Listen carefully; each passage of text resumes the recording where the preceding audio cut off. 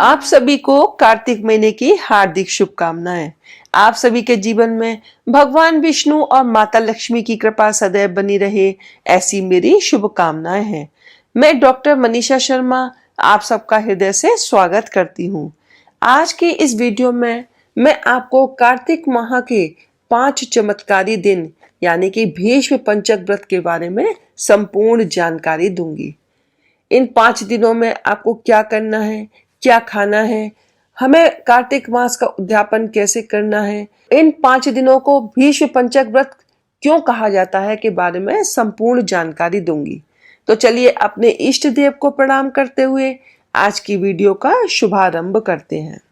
सनातन धर्म में भीष्म पंचक के 5 दिवसों को काफी मंगलकारी बताया गया है। वैसे तो जब भी कोई पंचक लगता है तो कहा जाता है कि कोई भी शुभ कार्य नहीं करना चाहिए। भीष्म पंचक इकलौता ऐसा पंचक है जिसे मंगलकारी बताया गया है। भीष्म पंचक इस साल 23 नवंबर से शुरू होने वाला है, जो कि 27 नवंबर तक चलेगा। ऐसा माना जाता है कि इस व्रत को करने से जीवन में किए जाने वाले हर कार्य में सफलता मिलती है। कार्तिक महीने की शुक्ल एकादशी से पूर्णिमा तक का व्रत भीष्म पंचक व्रत के नाम से जाना जाता है। इस दिन महाभारत के मुख्य पात्र गंगा पुत्र भीष्म की पूजा की जाती है। भीष्म पंचक को पंचभीकु के नाम से भी जाना जाता है। आप जो कुछ भी इन 5 दिनों में करते हैं उसका कई सौ गुना फल प्राप्त होता है। चलिए अब जानते हैं कि भीष्म पंचक तिथि कब शुरू हो रही है। देखिए, ये 22 नवंबर 2023 रात्रि को 11:03 पर शुरू होगी और भीष्म पंचक व्रत की समाप्ति 27 नवंबर 2023 को दोपहर में 2:45 पर समाप्त होगी। अब हम जानते हैं कि हमें व्रत कैसे करना है। जिन्होंने कार्तिक के पूरे महीने में व्रत किया है तो वो भीष्म पंचक व्रत जैसे करते आ रहे करेंगे, लेकिन इन 5 दिनों में अन्न का त्याग करना पड़ता है। लेकिन जिन्होंने कार्तिक के महीने में अभी तक कुछ भी नियम नहीं लिया है तो ये 5 दिन आपके लिए वरदान है। इन 5 दिनों में स्नान, दीपदान आदि का नियम ले सकते हैं। पूरे महीने के कार्तिक व्रत का फल आपको प्राप्त होगा। देवउठनी एकादशी पर व्रत का संकल्प लें। भगवान विष्णु की पूजा करनी है। पंचभीकु व्रत की कथा सुननी है। आप 5 दिन फलाहार लेकर व्रत धारण कर सकते हैं। इन 5 दिनों में ब्रह्म मुहूर्त में स्नान, 365 बत्तियों का दीपदान, गंगा स्नान, अन्न का दान आदि कर सकते हैं। इससे आपको अत्यंत पुण्य फल की प्राप्ति होती है। स्नान के जल में थोड़ा सा गंगा जल, आंवले का रस या आंवले का चूर्ण या थोड़े से काले तिल डालकर स्नान करें। हर हर गंगे बोले, सभी नदियों के नाम बोल सकते हैं। इसके बाद भगवान सूर्य को इन 5 दिनों में अर्घ्य अवश्य प्रदान करना है।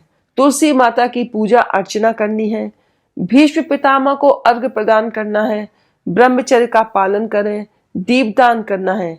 देखिए, इन 5 दिनों में आप 108 बत्तियों का दीपदान, 365 बत्तियों का दीपदान, 35 बत्तियों का दीपदान भी कर सकते हैं। तुलसी जी की सूखी हुई लकड़ी से भी दीपदान कर सकते हैं। इन 5 दिनों में आप एक सूखा नारियल लें, उसको 2 हिस्सों में काट लें। तो इस तरह से ये आपको 2 आपके दीपक तैयार हो जाएंगे। आप इनमें 365 बत्तियां या 108 बत्तियां लगा करके दीपदान कर सकते हैं। आप जो बत्तियां हैं वो घर में भी बना सकते हैं, नहीं तो बाजार से भी ये बत्ती बनी बनाई आती है। एक रुई की बत्ती बनी आती है 365 और एक कच्चे धागे से बनी आती है 365। तो आप उन कच्चे धागे वाली बत्तियों को लेकर के इस तरह से दीपदान कर सकते हैं। आपको इस तरह से 5 नारियल के दीपक लगाने हैं और 5 में आपको बत्तियां रखनी है, उनका पूजा करनी है। रोली, कुमकुम आदि से दीपों की पूजा करें। 2-3 बार पानी लेकर के हाथ घुमाएं दीपक के ऊपर। इस तरह से ये आपका दीपदान हो जाता है। अब जानती है कि दीपदान आपको कहाँ करना है।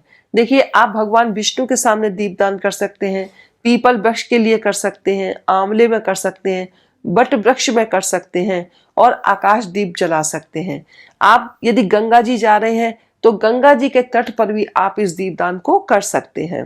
पंचभीकु की पूजा के लिए आपको एक चौमुखी दीपक लेना है।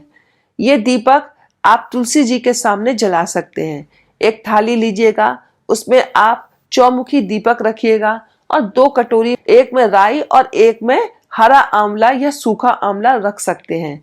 हरा आंवला अगर आप ले रहे हैं तो उसके छोटे छोटे टुकड़े कर लीजिएगा और दोनों चीजों को अपने हाथ में लेकर थाली के चारों ओर आपको घुमाना है और ये कुछ लाइनें आपको बोलनी है। पूनो नहाई पड़वा नहाई, पंच रत्न पंच तीरथ पंच भीकू नहाई, 1 टका मेरी गांठ में सुनियो रघुराई, आधे का लाई आंवला आधे की लाई राई, राई दामोदर सांवरा जिसने सृष्टि रचाई, राजा के घर उतरी पुत्री बनकर आई, राजा लाया ब्याह कर रानी बनकर आई, 4 चक्कर 4 मक्कर 4 दिए की लौ, मैं तुमसे पूछूं किशन जी कब निसारा होए, जब आएगा कार्तिक का महीना तब निसारा होए, जब नहाएंगे कार्तिक का महीना तब निसारा होए।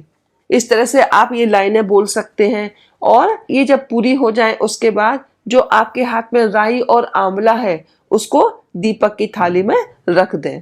तो इस तरह से आप ये पंचभीकु की पूजा कर सकते हैं। आपको ये एक ही दिन करना है, पहले एकादशी वाले दिन कर सकते हैं या पूर्णमासी के दिन भी कर सकते हैं। ये जो पंचभीकु व्रत है, ऐसा कहा जाता है कि महाभारत में कुरुक्षेत्र युद्ध की समाप्ति के बाद भीष्म ने अपना भौतिक शरीर छोड़ने से पहले व्रत का पालन किया था। इस व्रत के महात्म्य का वर्णन पद्म पुराण में मिलता है। यह व्रत रखने से संयम और सात्विकता आती है। इस व्रत में आपको अन्न का त्याग करना पड़ता है। आप फलाहार ले सकते हैं, दूध दही आदि ले सकते हैं, इसमें अन्न नहीं खाया जाता है, बस इस बात का ध्यान रखना पड़ता है। कार्तिक पूर्णिमा पर आपको अपने इन व्रत का उद्यापन करना है। फिर पड़वा पर चिड़ा चिड़ी की कथा सुनकर भगवान को खिचड़ी का भोग लगाकर अपने व्रत का पारण करते हैं। पंचभीकु व्रत में देखिए तर्पण भी किया जाता है। भागवत महापुराण या गीता का पाठ करना चाहिए। निसंतान दंपति को संतान की प्राप्ति होती है, सुख सम्मान में वृद्धि होती है। जो तर्पण होता है वो भीष्म पितामह के लिए किया जाता है। तो आप इस तरह से अपने व्रत को पूर्ण कर सकते हैं। अब हम जानते हैं कि ये भीष्म पंचक व्रत इनको क्यों कहा जाता है। तो इसके लिए एक छोटी सी कथा आती है, वो मैं आपको सुनाती हूँ।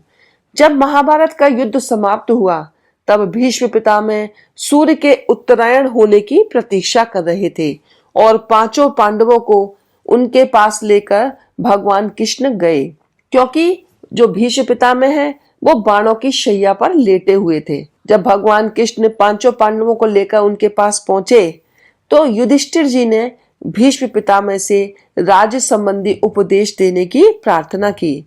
तब उन्होंने 5 दिनों तक राजधर्म, मोक्ष धर्म, वर्ण धर्म आदि का उपदेश दिया। इससे भगवान कृष्ण प्रसन्न हुए। उन्होंने कहा कि हे पितामह, आपने जो ये 5 दिनों तक उपदेश दिया है उससे मैं अत्यंत प्रसन्न हूँ। आपकी स्मृति में मैं ये भीष्म पंचक व्रत स्थापित करता हूँ। जो लोग इस व्रत को धारण करेंगे वे कई प्रकार का सुख भोग कर अंत में मोक्ष को प्राप्त होंगे। उन्हें पुत्र पौत्रादि धन धान्य की कोई कमी नहीं रहेगी। वे आयु पर्यंत हर प्रकार के भौतिक सुखों को प्राप्त करेंगे। ये शास्त्रीय प्रमाण है इस व्रत का। तो यदि आपने अभी तक पूरे कार्तिक के महीने में कुछ नहीं किया है तो आप इन 5 दिनों का लाभ उठा सकते हैं। इस व्रत के कुछ नियम हैं जो हमें ध्यान में रखने चाहिए। देखिए, आप सबसे पहले व्रत का संकल्प लेंगे और जब आप स्नान करेंगे तो आपको तारों की छांव में ही स्नान करना है। आपको ज्यादा से ज्यादा मंत्र का जाप करना है। विष्णु सहस्त्र नाम का पाठ करिएगा। ये विधि मैं आपको बहुत सरल तरीके से बता रही हूँ, क्योंकि जो शास्त्रों में वर्णित है वो विधि थोड़ा सा कठिन है, मुश्किल है। हम गृहस्थियों के लिए ये विधि आसान है। आप इस विधि से भी आप पंचभीकु व्रत कर सकते हैं। तो जितना इन 5 दिनों में मंत्र जाप किया होता है उतना ही हमें लाभ प्राप्त होता है। आकाश दीप भी आपको अवश्य प्रज्वलित करना है। ये जो व्रत है, वैसे तो जो शास्त्रों में लिखा है, निराहार लिखा है कि निराहार रहकर व्रत करना चाहिए, लेकिन ये संभव सबके लिए नहीं है। तो आप एक समय फलाहार कर सकते हैं। आप दिन में चाय, दूध आदि ले सकते हैं, ड्राई फ्रूट्स वगैरह खा सकते हैं और शाम की पूजा के बाद आप भगवान को फलाहार का भोग लगा करके अपना भी व्रत खोल सकते हैं। उद्यापन आप कार्तिक पूर्णिमा को करें तो इसमें आप क्या कर सकते हैं कि आप पंडित पंडितानी को बुला करके अपने घर में भोजन करा सकते हैं और ऊनी वस्त्रों का दान दें, छाता, जूते, चप्पल, गर्म कपड़े आदि का दान दे सकते हैं और जो आपकी श्रद्धा हो, जो जितनी आपकी सामर्थ्य हो उस हिसाब से दान दक्षिणा दे करके आप अपने व्रत को पूर्ण कर सकते हैं। यदि आप इन 5 दिनों में चाहें तो आप अखंड दीपक प्रज्वलित कर सकते हैं। अखंड दीपक जलाना करना भी बहुत शुभ माना जाता है। तो इस तरह से आप अपने व्रत को पूर्ण करिएगा और व्रत का फल आपको अवश्य प्राप्त होगा। अब मैं आपको कुछ सरल उपाय बताती हूँ जो आप इन दिनों में कर सकते हैं। देखिए, जब आप 365 बत्ती का दिया जला रहे हैं या 108 बत्ती का दिया जला रहे हैं, आप उसके अंदर 1 लौंग और थोड़ी सी काली हल्दी का टुकड़ा डाल दीजिएगा। यह अत्यंत शुभ माना जाता है। यदि आपने अभी तक कोई भी दीपदान नहीं किया है तो आपको दीपदान अवश्य करना है। अंधेरे स्थान पर दीपदान का विशेष महत्व है। एक तुलसी की जो जाप करने वाली माला होती है, आप उसको अपने घर के मंदिर में ही भगवान विष्णु को इन 5 दिनों के लिए पहना दीजिएगा उनके गले में। और 5 दिन तक जब आप अपने मंदिर में विराजमान विष्णु जी के गले में ये माला पहनाएंगे तो आप मंत्र जाप आदि करेंगे तो ये माला अपने आप अभिमंत्रित हो जाएगी। और 5 दिनों के बाद यदि आप चाहें तो ये तुलसी जी की माला खुद भी धारण कर सकते हैं, नहीं तो अपने मंदिर में आप इसको रख दीजिएगा। इस पे आप बाद में जाप भी कर सकते हैं। आपको इन दिनों में चावल का दान अवश्य करना है। आप एकादशी के दिन, द्वादशी के दिन, इन 5 दिनों में किसी भी दिन चावल का दान कर सकते हैं। इन 5 दिनों में आपको तुलसी का पौधा भी दान अवश्य करना चाहिए। आप यदि किसी को दान कर सकते हो दान कर दीजिए, नहीं तो आप मंदिर में इस पौधे को रखकर आ सकते हैं। अब हमें कुछ सावधानियां रखनी है। देखिए, इन 5 दिनों में आपको शरीर पर तेल नहीं लगाना है, भूमि पर शयन करना है, इससे अकाल मृत्यु से बचाव होता है। आपको बैगन, करेला, दही, मांसाहार, चावल आदि नहीं खाने हैं। लाल मसूर की दाल आदि का सेवन नहीं करना है। तो ये छोटी छोटी सावधानियां हैं जो आपको रखनी है। आपके द्वारा कोई आहत ना हो। आपको मन, वचन और कर्म से सात्विक रहना है। सभी का आदर और सम्मान करना है। पशु पक्षियों को खाने के लिए कुछ ना कुछ अवश्य देना है। आप इन छोटी छोटी सावधानियों को ध्यान में रखिएगा और अपने व्रत को पूर्ण करिएगा। तो आज की वीडियो में बस इतना ही। मिलते हैं अगली वीडियो में कुछ नई जानकारी के साथ। यदि आपको आज की वीडियो अच्छी लगी हो तो प्लीज लाइक करें, मेरे चैनल को सब्सक्राइब करें, शेयर करें, बेल आइकन को प्रेस करें ताकि आपको आगे आने वाली वीडियोस का नोटिफिकेशन प्राप्त हो सके। हर हर महादेव, जय भोलेनाथ।